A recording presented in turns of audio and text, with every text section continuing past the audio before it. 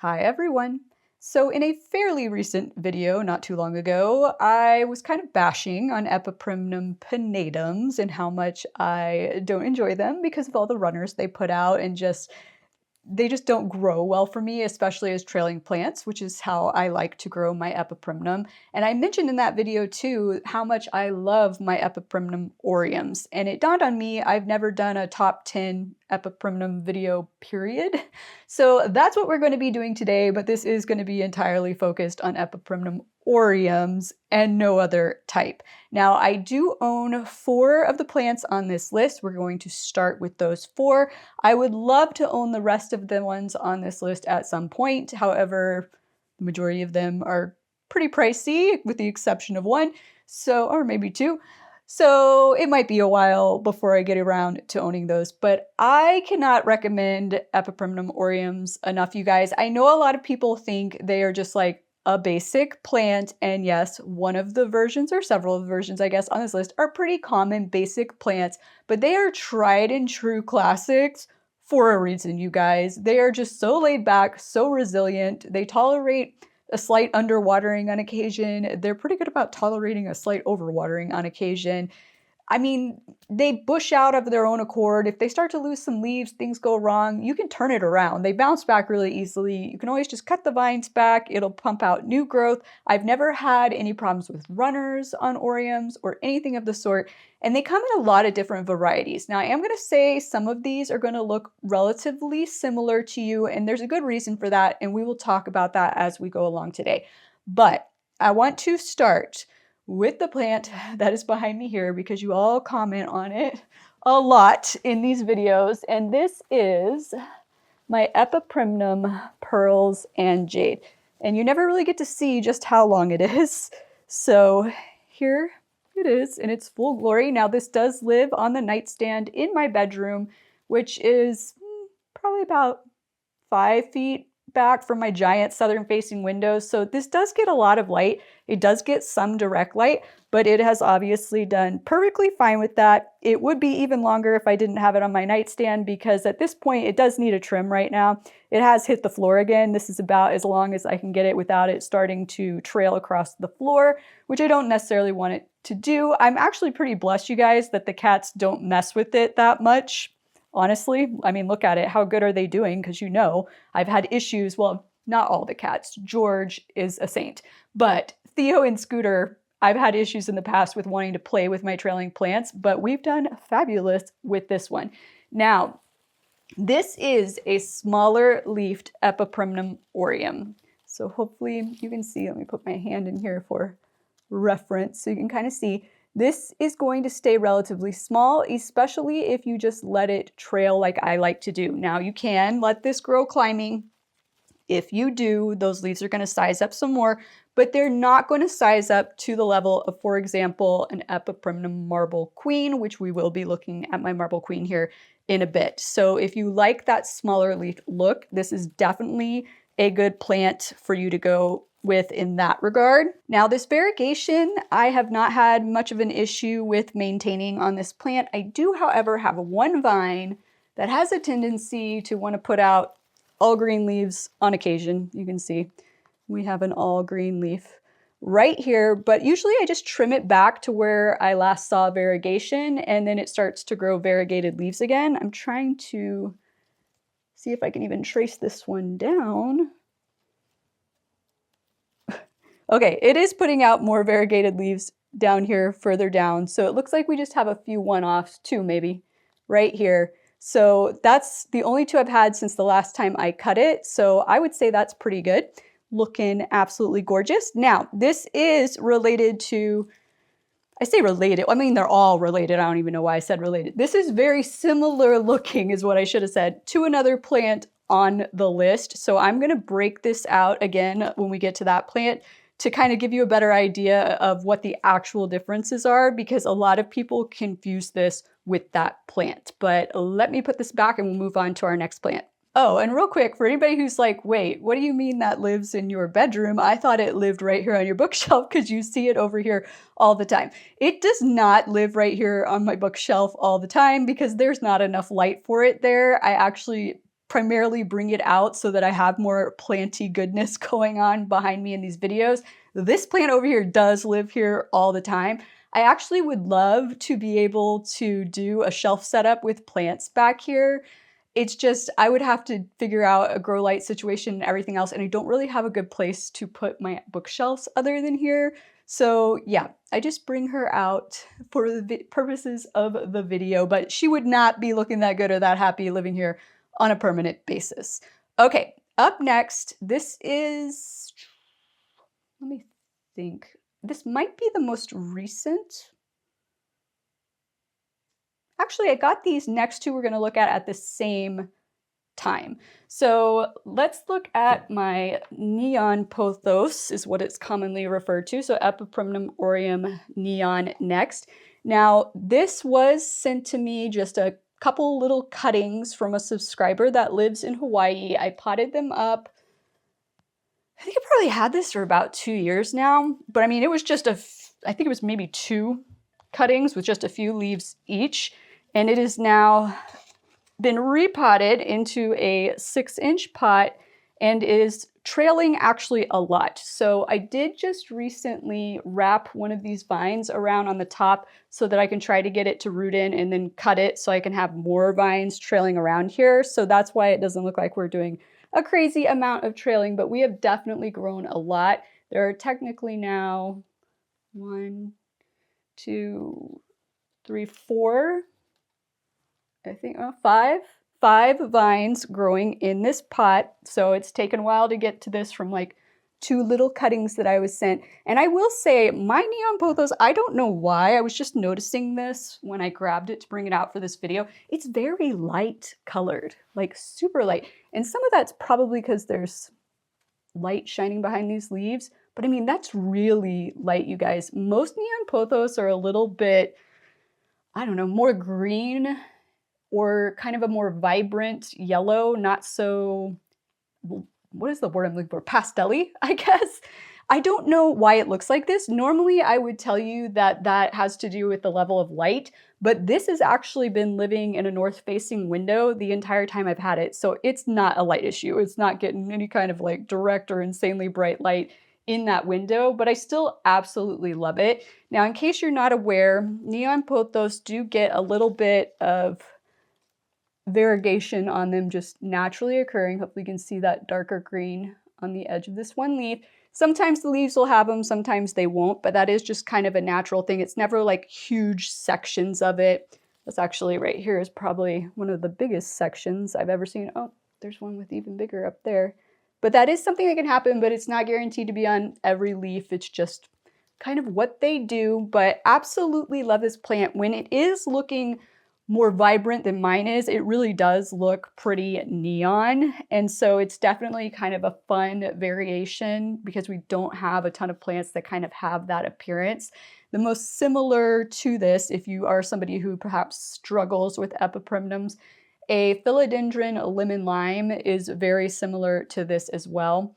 I know that some of you have told me that there is a lemon lime pothos as well. I think some of you have told me maybe this is a lemon lime and that's why it's lighter, but I don't think this is a lemon lime. I think this is just a neon pothos. That's what the subscriber told me, and just based on what I've looked at, that's what I think this is. I don't know, well, that leaf looks light because it looks like it's probably getting ready to kill that one off, but I don't really know, like I said, why it kind of is a little bit lighter looking. Obviously the roots are super healthy in here. We don't have any rot going on. I actually can't believe it's already spread its roots this much in here.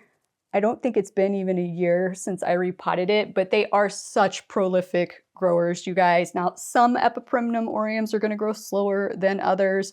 In my experience, if you buy them as babies and they're only about like this tall and maybe it's like a 3-inch or a 4-inch pot, it's going to take a while for them to take off. But once they take off, they're really going to take off, because this plant back here, it was just a little 4-inch plant that was about this size up here. Like, it wasn't trailing at all when I bought it.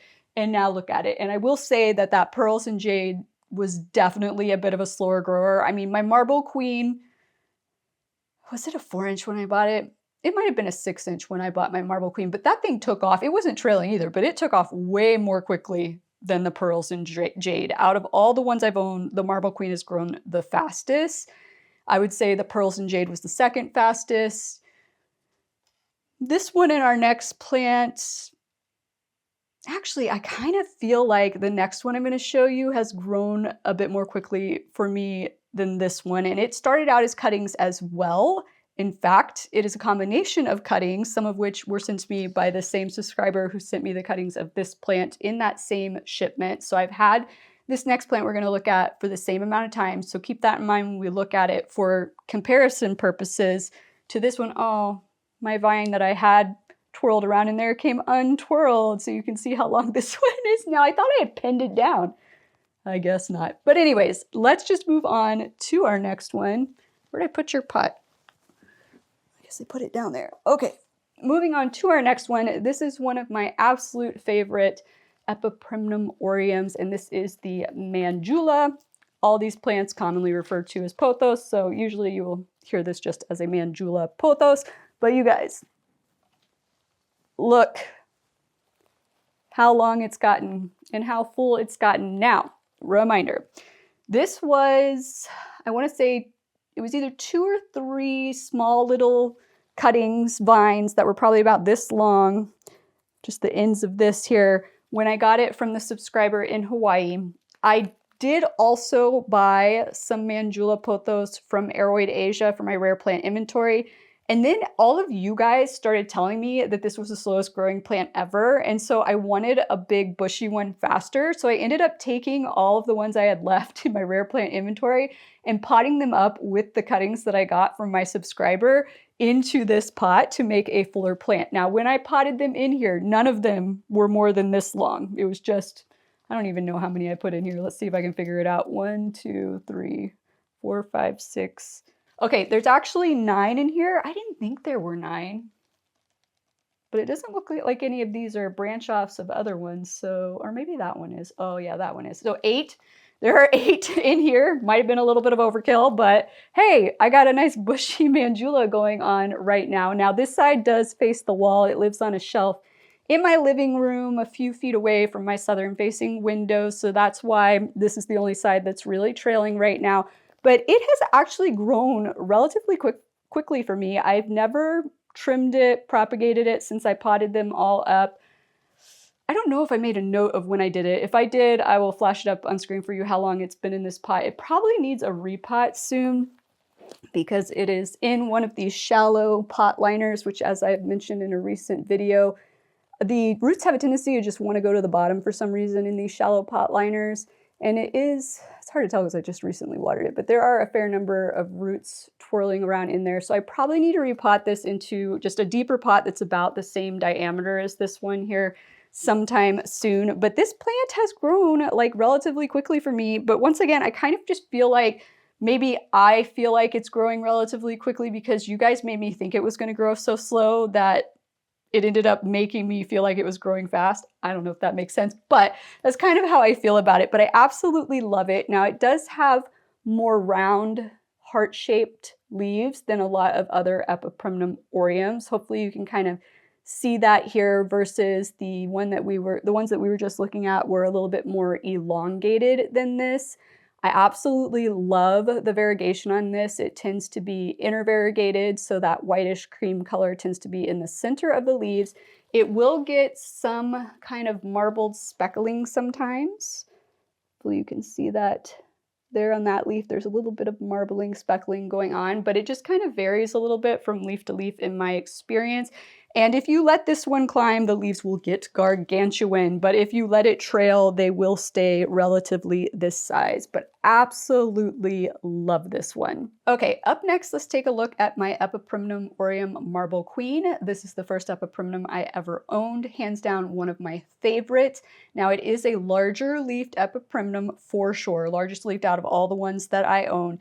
It does have a more elongated leaf shape than the Mandula that we were just looking at, definitely not as heart-shaped. It's actually a little bit more shaped like the neon pothos here with that. It's still kind of heart-shaped, but hopefully you guys understand what I mean. Like it's longer, but not super narrow leafed, and definitely larger leaves than this. The leaves on my Epipremnum Marble Queen are now like the size of my hand, and that's letting it trail. If I actually let it climb, they would be even bigger. But this plant, once again, one of the fastest growing plants that I've owned. Pretty sure it was just in a little 6-inch pot. Definitely wasn't trailing when I bought it. Bought it around the same time as the pearls and jade back here, but I have propagated that thing, I don't know, 10 times, probably even more than that, more than the pearls and jade. That's just how quickly it grows. It bushes out from the top just on its own. Every now and again, it'll start trying to kill off the leaves down a whole vine, but I don't worry about it because eventually, as it does that, it will start sprouting off 2 new vines up at the top of that vine where it's killing off all the leaves. So then eventually I just cut that vine off up at the top and those 2 new vines just replace it. It has lived in a north-facing window the entire time I have had it.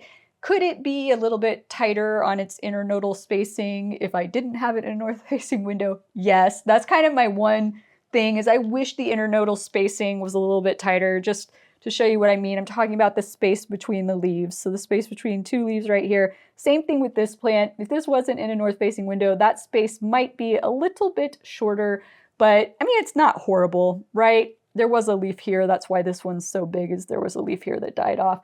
But over here, they're a little bit tighter spaced. So it's not always about light. Sometimes it just does what it does. I don't know, you guys, but it's not so horrible that I feel the need to relocate my Marble Queen to resolve the issue or anything like that. If it really bothered me that much, I would like relocate the plant. However, the plant is now in a giant pot, and it's gotten to the point where I don't really want to take it up to any larger of a pot size. So what I have been doing is just root pruning it every year and repotting it back into the same pot with some fresh substrate below where I root pruned it. Now, if you are not familiar with root pruning, I do have a video all about that, and I will place a link to that video down in the description below for you. But the Marble Queen pothos has just gorgeous cream to white colored variegation with the marbled green kind of speckled look to the leaves. Now you can sometimes also get larger sectoral chunks of green as well. My plant does do that. I've never gotten an all green leaf on my Marble Queen. Not to say that that couldn't happen, but the plant is relatively stably variegated. Actually, I'm pretty sure it's entirely stably variegated, but absolutely fabulous plant. Once again, fastest growing one too. So if you want a fast growing Epipremnum, can't recommend that one enough. But the next plants that I want to look at, well, first of all, let me explain to you guys that all the varieties of Epipremnum aureums that you're going to see out there are typically going to be cultivars that are sports of some of the plants that we've already talked about. And quite a few of the ones that are remaining on the list are sports of either the neon here, the Marble Queen that we just looked at, or one that I don't have on the list, which is the traditional golden pothos, which is green leaves with kind of a yellowish speckly variegation on it. These plants have all been used, well, I wouldn't say used. Sometimes plants just present sport variegation, right? So let's say the neon here that I was showing you the variegation on, if this plant didn't traditionally have that kind of thing happening on it and you started to see that, that's what we would call sport variegation. And let's say every now and again in a batch of plants that you're growing, one plant will just all of a sudden get this crazy sport variegation that just looks really cool. So what will happen is growers will try to separate that plant out and recreate it, whether it be through like chop and prop type variegation, chop and prop type propagation, or through tissue culture. They'll try to create a whole new cultivar based off of that single sport. And right now there's a lot of exciting variations in Epipremnum aureums coming out of particularly Japan, where they're doing this. They're finding these sports and they're turning them into a whole new cultivar. Sometimes it works, you guys, sometimes it doesn't. There have been failed experiments because sometimes the variegation ends up not being stable enough. Sometimes certain variations are mutations that actually are not great for the plant, meaning that the plant can't survive very long with the mutation. So always keep that in mind when new variations of Epipremnum aureums pop up on the market. And one of the ones that I actually have on my list, I'm hearing varying different things about whether it's okay or not. So we'll talk about that when we get to it. But the next plant I want to talk about, and I want to talk about two plants here because they look almost identical and they both look very similar to the pearls and jade. So let me grab the pearls and jade again. But the Pothos in Joy is the first one I want to talk about. Now, this plant looks very, very similar to this plant. I mean, just look at it, you guys. Just look at it for a second. Those leaves are very similar. They are very similar shaped. They are honestly very similar in size. But the difference primarily is that your pearls and jade is going to have the speckling. So you see the little speckles on the leaves in those white areas. Your Pothos in Joy is typically not going to have that speckling. That is the primary difference. Let me set this guy back. But other than that, these two plants are very similar looking, as is the next plant that I want to show you, just because I think some people come across this one and are like, oh my gosh, it almost looks identical too, and that is the Glacier Pothos. However, I will say the Glacier Pothos, I feel like the leaves are sometimes a little bit more heart-shaped than they are on the Pearls and Jade and the Enjoy. It's not going to have as much of the speckling, if any. I have seen some that look like they have speckling, but mostly not that the Pearls and Jade has. The main difference I can try to explain here, and if I can, I'll do like a side-by-side comparison for you. The green blends with the white in certain areas on the leaves of the Glacier Pothos that make it look almost gray, more so than what you see on a Enjoy Pothos. I don't even think, hold on. Yeah, there's a little bit of grayish looking tones to the green on the Pearls and Jade, but it's almost all the sections of green have that slight gray tone to them. Versus on the Glacier Pothos, I feel like it's almost looks a little bit tricolor, if you will, because you have like the brighter green, the gray green, and then the white. Also, and I've been trying to figure out how to explain this, but the typical pattern on a Glacier Pothos is more varied versus the typical pattern for a Pearls and Jade and Enjoy Pothos. More of the green is typically in the center of the leaf than anywhere else. And on the Glacier Pothos, it's a little bit more varied. Like the green shows in splotches in more places over the leaf versus having primarily larger chunks in the center. Now that doesn't mean that some of the leaves aren't going to have larger chunks in the center, but it just seems to have more variation. I hope this is making sense. And I hope that my pictures that I'm flashing up on screen are helping kind of to show the difference. I realize though, a lot of these plants at first glance from a distance are gonna look really similar, you guys. So I'm gonna do my best to kind of show you what the actual differences are. Now I have also heard that there is a slight difference in the size of the leaves with the Glacier Pothos versus the Enjoy. I think the Glacier is slightly smaller leaves. If I'm wrong about that, I will correct myself up on screen. But in general, a very similar looking plant. I really kind of almost like the Glacier Pothos better because I feel like most of the ones I see have a slightly more heart shape to the leaf. And I really kind of like that. It reminds me a little bit more of the Mandula Pothos that we were looking at. But moving on to our next Pothos. This is one of the ones, well, let's just get this one out of the way. Since we were just talking about the Mandula Pothos, let me pull it up on screen, you guys, because sometimes if I'm not looking directly at them on screen, like I forget things I want to tell you about them. Also, real quick, I forgot to mention, Enjoy Pothos, depending on where you live, is relatively easy to find, also relatively cheap. Glacier Pothos, a little bit trickier to find, but not crazy expensive either. I don't know why, but here in the US, we have a tendency to see Pearls and Jade more often than Enjoy, and I do also see Enjoys, or Pearls and Jade mislabeled as Enjoys as well. But I know Enjoy is actually a bit more common in some other countries. I don't know why that is, but it's not that difficult to find. It's not that pricey, but some of these next ones we're gonna be looking at are definitely a bit pricier.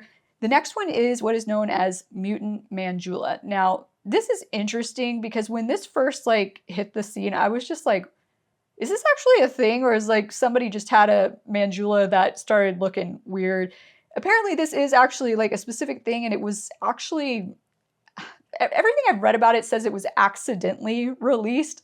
I don't know how you accidentally release something, but I guess the grower didn't intend for it to get out there. Maybe they had given some to some people and they ended up selling them or something. I don't know. Somehow this got unintentionally released. My only reason I'm bringing this up is because I have a slight concern, since it was unintentional, if maybe they hadn't done a wide release of them because they were waiting to make sure that it wasn't going to be one of those problem mutations that I was talking about, to where this plant was going to do okay for a little while and then they were all going to start dying. I have heard from some people that it is not the most stable plant, but it's too early to really tell. So what I will warn you here is, like, don't go spending too much money on this plant until we kind of see how they're doing long term for people. But it's definitely an interesting looking plant. So hopefully, as you can see here, it has kind of that same patterning, if you will, of a Mandula pothos. So let me hold the Mandula back up here. Oh my gosh, they're getting hooked on everything, you guys, all the cords. They're grabbing all of the cords over here, trying to pull everything off my desk. Okay. So hopefully you can kind of see how that coloration is kind of similar. We've got the creamy white color in the center. We've got the green mostly over on the margins of the leaves, but it's the shape of those leaves that is massively different. It obviously is not at all heart-shaped. They are much longer, more elongated, I should say, leaves, and they are just oddly shaped. Hopefully you can see that. I think I have the picture I'm showing you, hopefully is the one I'm looking at right now, where, I mean, the leaves are just all kinds of different shapes along the edges. This is a weird mutation. I definitely think that's why they just called it Mutant Mandula too, is just because it looks like a mutant, like the leaves just look crazy. Also could just be they hadn't actually come up with a name for it if it was unintentionally released, which I still don't really understand how that happens or what that means, but you know what I mean. But it is very interesting, you guys. And what I like about this and a couple of the other ones on the list that we're going to look at is, one of the things I like about Epipremnum pinnatums is the shape. Epipremnum pinnatums have that more elongated lance-shaped leaf to them, but I don't like the growth pattern. That's why I don't want to have them anymore. And this kind of merges the two, right? It's an aureum, so I'm assuming / hoping that it does not have the runner issue, but it gives that more elongated leaf shape that a lot of people like from the pinnatums. In this same regard, the next plant that I want to look at is the Tuno, and I'll explain Tuno in a second. Tuno fanfare. Now, Tuno is a very kind of popular Epipremnum aureum grower in Japan. They, once again, all these plants that I say are Tuno, they're being produced from either a golden pothos, a marble queen pothos, or a neon pothos. This is obviously a sport cultivar variety that has stemmed from a marble queen, as you can hopefully tell by looking at this picture, because of all of that marbled speckling green going on those leaves with that whitish creamish colored background. But as you can see, these leaves are much narrower and more elongated than your traditional marble queen, and I absolutely love it. This reminds me a little bit more of an Epipremnum pinnatum marble than it does a marble queen, or basically kind of like if you somehow had married the two together. This is what that looks like. Now, this is not cheap. I did find a place in Japan that actually had US pricing listed on their site for me for this fanfare. So this is for a 2-leaf cutting, which is just a cutting, no roots, you guys, is $17.50. They aren't even, I think, selling, are they selling potted versions? For a 1-vine, like 4-leaf potted version of this plant is $70 when it's not on sale. It is on sale right now. That's nice. But $70 when it is not on sale. These are the plants that I'm talking about that are not cheap, but they're also not widely available. Tuno is producing this solely. I really wish I could have made it to PlantCon Houston a few weekends ago, because I saw a bunch of people buying these from that show. I don't want to talk about it, you guys. Like I couldn't find a cat sitter, so I couldn't go. I didn't even want to get on social media that whole weekend because I was just having serious FOMO, and I'm not usually the type to like actually have FOMO. It's like, oh, I wish I could be there, but it's okay. No, I was having some serious FOMO. I'm not happy that I didn't get to go. I definitely would have bought some of these plants we're looking at if I had been there probably, especially if they had like good deals, which I heard they did. Anyways, I digress. Back to the project at hand. But I just think this is an absolutely stunning plant. And what I like about Tuno too is that I know for a fact that they will scrap new cultivars if they find that they're not doing well, they're dying off, they aren't maintaining that variegation. So I feel really solid in buying these cultivars that they've actually chosen to release, that they're not going to just have massive issues. Now, I can't really speak to how quickly these ones are going to grow, but anything that's got Marble Queen in its genes, I feel like it's going to grow relatively quickly, but it just depends because technically, Mandula, I believe, is a variant of Marble Queen. Once again, if I am incorrect about that, I will correct myself up on screen for you. And it grows a little bit slower, but I'm willing to bet it's not going to be like an insanely slow grower. All right, up next is another plant that kind of reminds me, I'm going to say this reminds me kind of a cross between a Marble Queen pothos and a Mandula pothos, which two of my favorite pothos, right? This is what's known as a Harlequin pothos. So does get, and I've seen a lot of variations in this one. I will probably try to show you more than one photo of this one because the first photo I know I'm going to show you is the one I'm looking at right now. And I really like this one because this plant does have a tendency to get a lot more white, creamish white color on its leaves in larger sections. So hopefully you can see that some of these leaves look almost entirely that white cream color. And those sections don't have a lot of that marbled speckly look. But you can also see on the other side of this plant that there is more of that marbled speckled look. Hopefully you can also tell that it's got that slightly more heart-shaped squat leaf shape like you see on the Mandula that we looked at earlier. So I really like how this looks. It's almost like a Mandula with white variegation on steroids, if you will. There's just a lot more white to it. And because there's a lot more white, when it does get that speckled variegation, it's more obvious because it's just a broader section of it. But I think it is an absolutely stunning plant. I'm going to go out on a limb and guess that this one's a slower grower just because I see a little bit more Mandula in it than I do Marble Queen.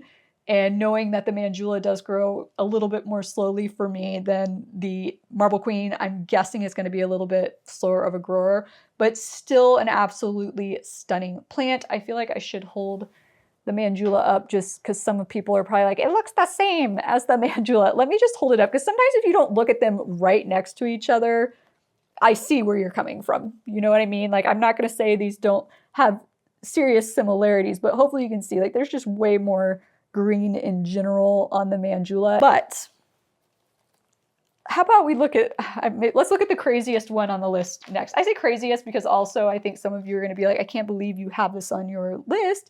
This seems like something that would so not be you, probably because you've heard me complain about I guess we'll call it a sister plant to this plant. So the next plant I want to pull up, well actually, why don't we pull up the sister, brother, whatever you want to call it, plant to this plant because it is also a Tuno plant. So this is Epipremnum Shangila. This is very similar looking to me to the Godzilla Syngonium. It has the leaves that are kind of curled in on itself. It looks like they haven't fully unfurled. They're slightly crinkled.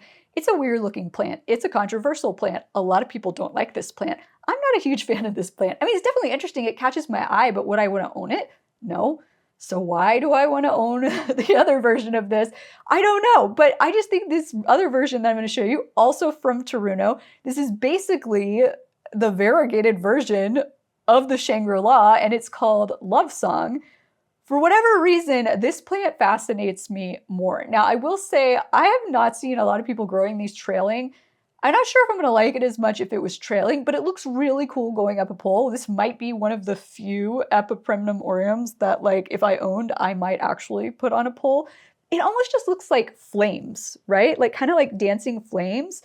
Versus, for whatever reason, I know you guys are going to laugh at me and be like, you're being so ridiculous, but the all green version looks like wilted spinach to me. It really does. It really does. I don't know. The addition of the variegation just makes it look different to me. It just looks so sculptural in this picture that I'm showing you. Like, I just really, really love it. Junie Plants picked one up at PlantCon in Houston, and he had it in a reel on his Instagram. And I was just like, oh God, it looks so good. And I could have owned one of those. Once again, I digress. I'm going to get over the fact that I didn't go to PlantCon Houston. It'll be fine.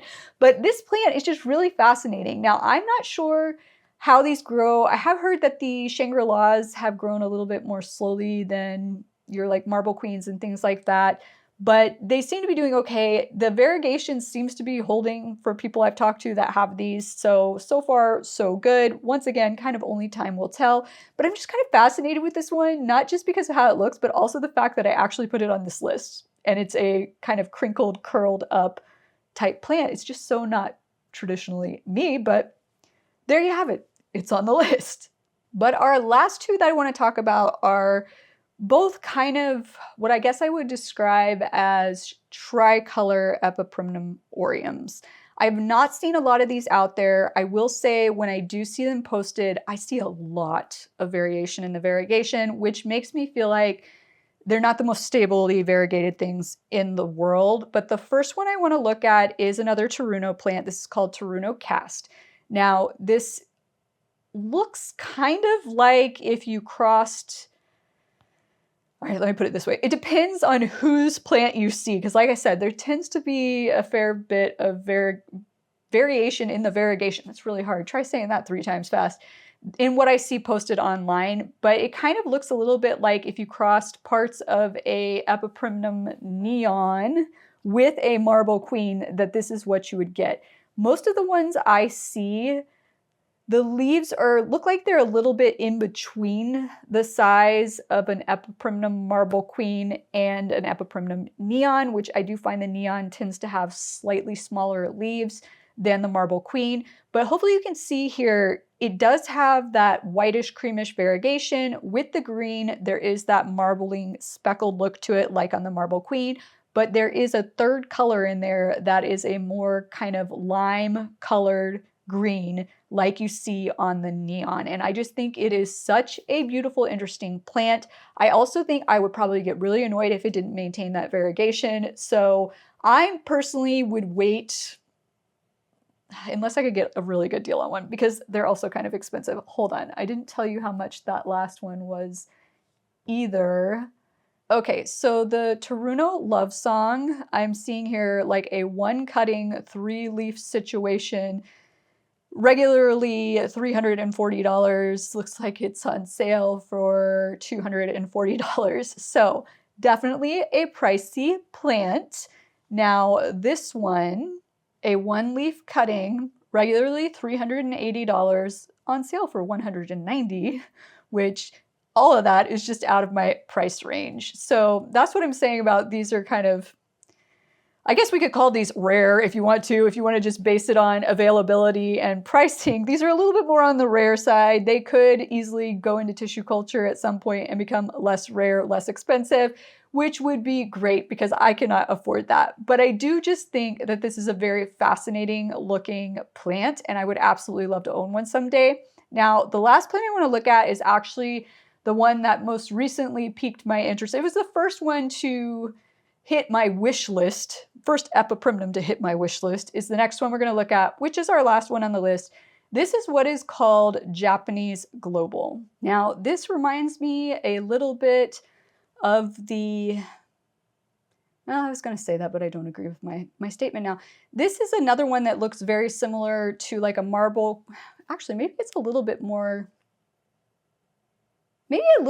like a pearls and jade meshed with a Mandula pothos, if you will. It kind of has that look, as you can see on kind of the lower leaves there of the Mandula, where it's got the green, oh my gosh, quit grabbing onto everything plant, where it's got that green around the edges and the more light color in the center there, but it's kind of more of a yellowish color than the color that you see here, the whitish creamish color, but it's got a lot more of that marbled look in there, and then it's got some of that gray. Can you guys tell, like here, There's like a little bit of variation in the color of green right here compared to over here, but it still looks mostly green versus on the one you're seeing for this plant, it's got that more grayish tone to it, which is more like what you see on the pearls and jade. Let me grab it again. And actually it might even be more of that, more like the gray on the glacier pothos that we were looking at earlier, but hopefully you can tell some of this is, if it'll focus for you. Let me find a leaf. Well, that one's got some pretty, I think it's probably hard to tell on camera, but it's definitely got more of a grayish tone to it. And that grayish tone is definitely more in line with what you're seeing on this plant. The leaves on this plant also are not quite as heart-shaped as they are on the Mandula. They're a little bit more elongated, but they're still not going into the full marble queen shape of the leaf. It's just kind of like, it's like, I don't even know. It's literally like it's kind of halfway. It's kind of almost like a mesh of the pearls and jade, the Mandula, and the marble queen, because I feel like it's got a little bit of the Mandula leaf shape, a little bit of the marble queen leaf shape, and then it's got some of the coloration and patterning from the pearls in jade. It's just a really interesting plant, and hopefully you can see too, there is a little bit, almost, I said tricolor, but almost really, there's almost 4 colors there. You've got the darker green, the gray green, that kind of creamish yellowish color. And then there is on the kind of inner part of that creamish yellowish color, some of that almost slightly lime green type coloration on it. It's just a really interesting plant. And every single one I see when I'm scrolling, I stop and I'm like, what is that? And every time I stop on one, when I was like looking for pothos online and everything, I always stop and it always ends up being a Japanese global. That's how it ended up being on my wish list, because when I'm looking for like interesting new plants, inevitably, you guys, I will see one, I'll be like, ooh, what's that? And I'll see a one again that may look a little bit different. I'll be like, ooh, that's cool, what's that? When you do that at least 3 times and it ends up being the same plant all 3 times, that's a pretty good indicator. Maybe you need to put that plant on your wish list, which is how this one ended up on my wish list. Did they have these available at PlantCon Houston? I don't want to talk about it. But those are my top 10 pothos. Hopefully you guys have enjoyed checking them out. Please let me know down below which one was your favorite. If there is an Epipremnum aureum that's on your radar, on your wish list that I did not mention today, definitely let me know what it is so I can make sure it's on my radar and my wish list in case I want one. And if you have enjoyed this video, please be sure to click that like and/or subscribe button down below. And I look forward to seeing you again next time. Aloha!